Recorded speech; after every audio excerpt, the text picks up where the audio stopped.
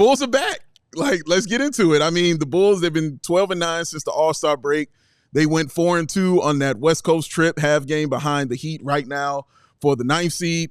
And they hold that tiebreaker with the Heat, which is also, pretty huge. So just seeing all this, though, Tim, like, I wonder, is there anything that you think that is or isn't real about this run that the Bulls have been on? Yeah, I mean, I do think that I mean, look, they're playing. They've got guys that have a lot of guys have sort of broken through to another level during this recent stretch, and I think that's something that you're looking at going forward. I think you know more about these guys than you did the first half of the season. So yeah, I do think there's some sustainable things in there. The thing that's jumping out to me is just an incredible amount of confidence that they're playing with. And that sort of seemed like it just kind of came on over the last month or so, or maybe a little bit more than that. That's what's kind of jumped out to me. Like teams that were in the position they were in when they started playing much better, typically by that point in the season, you don't really see an uptick in that swagger and bounce and confidence and ball movement and shot making and guys just having a lot more fun. If that starts, in February, by that time, man, you kind of know what your team is, and it's hard to find that gear this late in the year, but they have. And they to me, with some of the wins that they've had and some of the numbers they've put up against some of these teams, like you can't ignore it. Like this is not going to be an easy team if you end up getting into a series with them as confident as they are right now. Now, look, they're not gonna go take on the Boston Celtics of the world or probably even Cleveland. But I just think now you would look at them and say, man, okay, that's going to be more interesting than I thought it was going to be. And I actually think they do have a great chance of escaping the play-in and getting into a best of 7. Yeah, I honestly agree with you. I think they have a really good chance of doing that. Let me ask you this. What do you think about teams like the Bulls that are making these kind of runs during this time of the year? Because on one hand, there's definitely something to be said with how the Bulls kind of came together and started running these teams out the damn gym. But on the other hand, maybe some of these teams that they were playing, weren't looking to necessarily win these games and just try to improve their, kind of lottery odds. So how much stock do you put in these teams that make these runs right now? Well, look, I think you have a mixed bag in there when you look at their schedule and their wins, right? I think there are some teams like you just described, certainly. But also, look, you got some other teams, and I'm really looking going to the stretch really that started in early March. So they're 24-38 after they lost to Cleveland. They lost badly to Cleveland. They're 24-38. And you could just break down the wins after that. I mean, Orlando, that's a good win because Orlando is scrapping and fighting, and they're a team that's going to be in a 7-game series most likely. Like, they're a team that had a great year a year ago whose season was derailed by injuries. They're not trying to tank or rebuild or look ahead. So that's a quality win. Miami's in the same boat. They're trying to win now. They're trying to recover from the fallout of the Jimmy Butler stuff and get this team going the right direction. That's a good win. Indiana's a good win, who they had there. And then you get a Brooklyn in there. You get a Utah in there. So I hear what you're saying there, a Toronto. But you also had a 4-game winning streak against Sacramento, the Lakers, Denver, and the Lakers again. So to me, most of these wins have been against teams that it mattered to. And I don't think they were taken lightly because none of those teams I just mentioned were in a position to do that because they are fighting for their lives for seeding some of those teams in the Western Conference. When you look at Denver, the Lakers in particular. So I actually think this is a pretty quality ledger when you look at this stretch of games and the teams they've won. Now, look, you run into the Thunder, that was like cold water thrown on them. But, I saw the same thing happen with the Phoenix Suns and the Boston Celtics. Phoenix won 4 in a row. They get the Celtics. I'm calling the game. I'm like, man, the Suns are playing really well. Probably their best basketball of the season. They just had a couple really good wins. And Boston hits 10 threes in the first quarter. And the game's over by middle of the second quarter. And so, there's a level to this thing. And it's obvious, Boston, Oklahoma City, Cleveland, they have been on a different level than everybody else in the league the entire year. So don't use that game necessarily as the barometer. These other teams that are, you're in there scrapping with and coming out with some of those wins, I think they should feel really good about themselves. Yeah, I agree. The Bulls are being led by the young guys, which is, for me, at the beginning of the season, I said I would be okay with this team making a postseason run because if they made it to the postseason, it meant the young guys were developing and doing their thing. And that's exactly what it kind of looks like. So let me point out the main three right now and get your opinion on them. One, Josh Giddey, who has just been amazing since the All-Star break, putting up almost a triple-double. You know, the three-point shooting has definitely come around. I didn't think he was going to stay at 53%, but I think he's shooting 38 or close to it right now from three. But just your opinion on Josh Giddey and how sustainable you feel that what he's doing can continue. Yeah, look, he's definitely surpassed what I thought his barrier was going to be as a 3-point shooter. He's got a very slow and long release. It's not what you value him for. If he makes shots, it's great. Now you got a guy that on a given night, man, is doing an awful lot out there to help you win. But it's really his playmaking, his feel for the game, his instincts, his IQ. Like that's really where his value comes in. And like, hey, man, hopefully you can make a couple of threes for us. That's what he really was. And then you look at, like, for instance, in March, he shot 53% from the 3-point line for an entire month. Like that to me is something you build on. And like you said, career high from the 3-point line for him overall. It seems like now when I watch him play, I don't have that thought every time he rises up for a three, like that, okay, that's going to be a long rebound. That's the way I used to feel when he was in Oklahoma City and when he first got there. I don't feel that way as much anymore. Like there's something about it now. I think he's more selective in what he takes, which is good. He doesn't have to be a guy that's going to take 10, 12 threes. He can pick his spots a little bit more because he does have a slower release. So as a result, I think he's been smarter about the ones he's taken, and something is going on with his confidence level. Clearly, it's not like some dramatic mechanical change in his shot. It looks the same, but it's going in at a much higher rate. And that tells you that between the ears, he's in a really good place right now. So it is important that he does that, because now you have to close out on him a little bit differently. And that's when his off the ball stuff and his putting the ball on the ground and playmaking off the dribble really kicks into high gear. But if he's not a threat from out there, it's going to be more clogged up when he wants to play to his strengths. So making those shots is very, very important. He's been doing it at a really high clip. So maybe this could be what he does going forward now in his career. Maybe not 40, but if he's up there 36, 38, I think everybody would live with that. You got that right. What do you feel is his biggest impact when he's on the floor? I have always said, outside of, his IQ, because Will Perdue and I used to talk about how Will Perdue calls him like a savant and loves his IQ. I think his superpower is rebounding, because once he's in there battling to get the offensive and defensive rebound to start the break, or when he gets the offensive one, get it out to a guy and get that 3-point shot. So what do you feel is his number one thing that he does out there that he just continues to do? Yeah, the two things stand out for me. It's the defensive rebounding.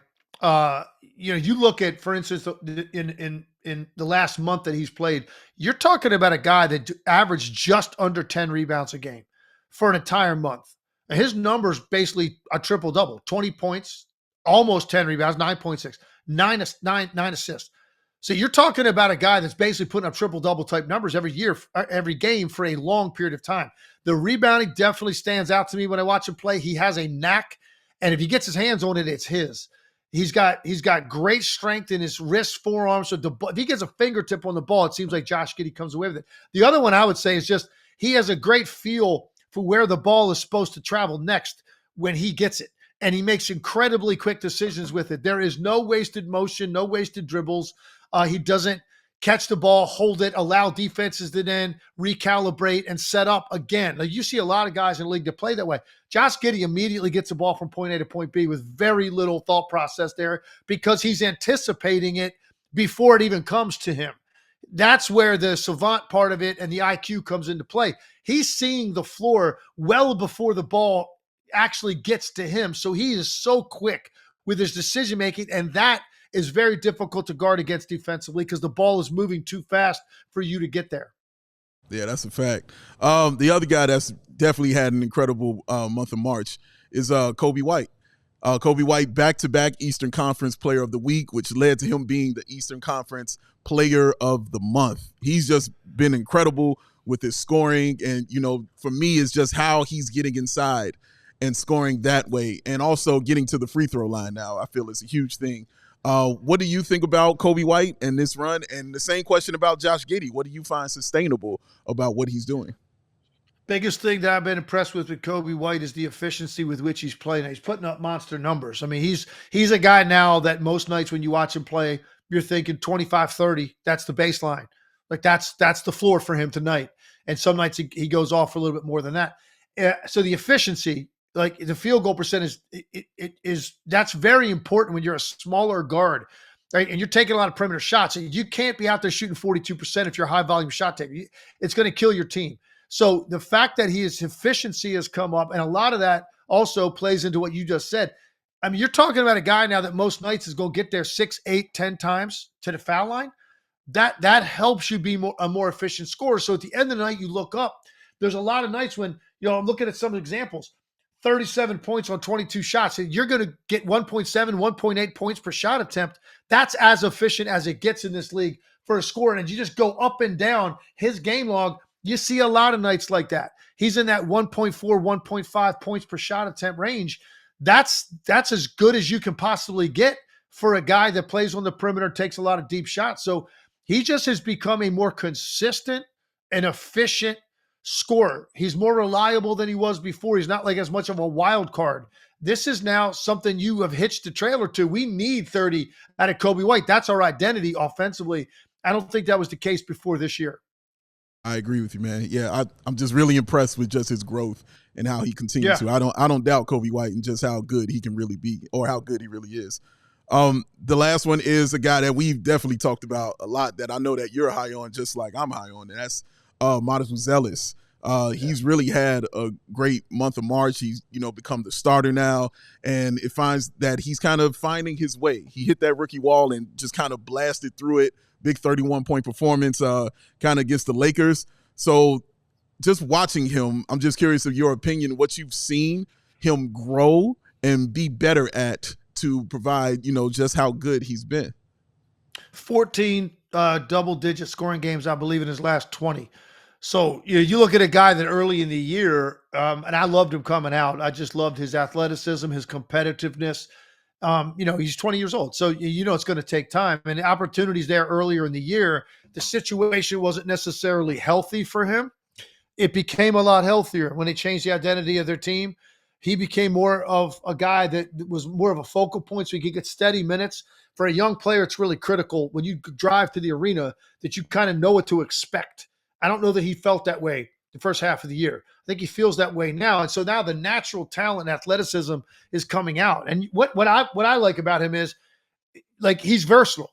He might not have to score big on a given night to help you win, because that's a night he crashes the boards. That's a night, which he does most nights, he can guard. He's got great length and lateral quickness, so he does a good job at competing defensively. Maybe that's his contribution on that night. Or, hey, maybe there's another night he goes and gets you 17, 18, 20 points as well. I just think you're going to see a rapid progression for Buzelis starting at the beginning of next year. And there's no telling where he might be by the time he's 23, 24, because he's got an edge to him and he's got a lot of athletic ability and confidence that you're starting to see play out right now. So yeah, it's been nice to see him take a turn and get more consistent minutes.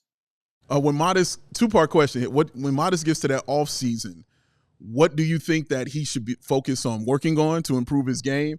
And also, where do you have him among this crop of rookies that are right now here in the NBA?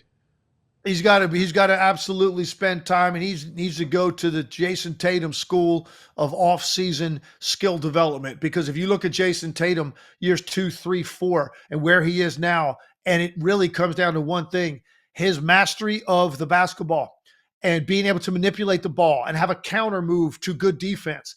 Because Jason Tatum sometimes will go when a guy gets cut off. And when that was year 2, 3 for him in the league, he was either going to shoot a pull-up jumper or he was going to pick it up and move the ball. Now Jason Tatum can go on a guy, get cut off because the guy slid his feet, did a great job defensively. He now has a counter move. Now I can step away. I can cross over. I can spin. I can go between my legs and then step back after the first move is stopped. Right now, Matas Buzelis is a one-move offensive player. He does a lot of straight line stuff, attacking the rim because he's athletic and he's got good speed. Now the next phase for him let's get better at manipulating the basketball so that I have a counter move against good defense. I can keep my dribble a little bit longer, and that's a good play for us because now I'm able to get off a quality shot even when your initial defense on me was really good. That's the next step for him, and that's all I would be focusing on. And that's going to lead to more mid-range pull-up jumpers he can get off. That's going to lead to more step-back threes he eventually adds to his game. But all of it has to start with controlling and manipulating the basketball with either hand, either direction, where you're comfortable, and put a little more in your bag, as they like to say. He's a very basic guy in that way now. That, to me, is the next step for him. What do you have him among these rookies right now? Like, do you see him being first-team all-rookie? I think he's going to be in the conversation for that. He's going to get votes for that for sure. And I don't think I could have said that at the midway point of the season.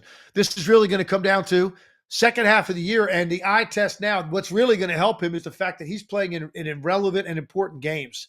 And so more and more people are getting eyeballs on the Chicago Bulls right now because, number one, they're fighting to make the playoffs. A lot of these teams they're going to be playing are. So now on a given night, you see two teams. This is an important game. Chicago's finding themselves in those now. More and more people are paying notice. So like a 15-point game out of a guy like Buzelis in a game that matters, to me, this stage of the year particularly, that means more to me than a 20-point game on a guy that's on a lottery-bound team and a bottom feeder on a team that's tanking. And I think a lot of voters are going to feel the same way. Tim, I'm going to get you out of here on this one, man. In honor of that crazy finish of the Bulls-Lakers game when Josh Giddey hit that half-court buzzer beater, which was just absolutely insane. Can you tell us a story about you being involved with an absolutely crazy game like that, like a game-winning buzzer beater or something like that happened on the team you were on or maybe the opposing team, or just something insane to finish the game that you were a part of? For me personally, it's a memory I'll have the rest of my life. And it was my senior year in college at LaSalle. We played at Princeton, and it was big for me because Princeton recruited me. I never really seriously considered them, but they were kind of hanging around toward the end. They really were fighting to get me. And I remember I called each coach to tell them I chose LaSalle University. All the other coaches are very gracious. Pete Carrill was not so gracious. Basically told me I made the biggest mistake of my life not choosing Princeton, blah, blah, blah, blah, blah. So that's my senior year of high school. Fast forward 4 years, we're playing Princeton at Princeton. We're down 2. After they make 2 free throws with just a couple of seconds left in the game. We got to go the length of the court. Ball comes into me. I take one hard dribble toward half court, and I let it fly from half court. Buzzer goes off while the ball's in the air. Ball hits the back of the rim, goes straight up in the air, much higher than the top of the backboard, and comes straight back down through the net to give us a win. It kept us undefeated. It was early in the year, kept us undefeated, and it was against Princeton in their building.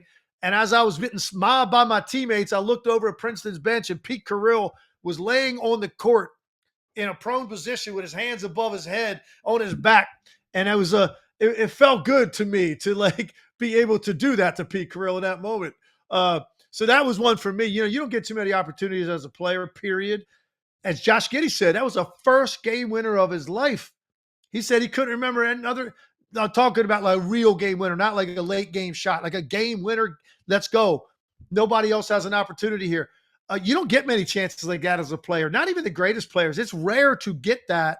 So to have that one for me, I'm going to hold on to that memory. Dude, that's amazing, man. Appreciate that. Y'all see him, y'all know him, y'all love him. That is Tim Legler. Follow him on Twitter at Legs ESPN. And again, the All City NBA podcast with our guy Adam is definitely where you can check him out.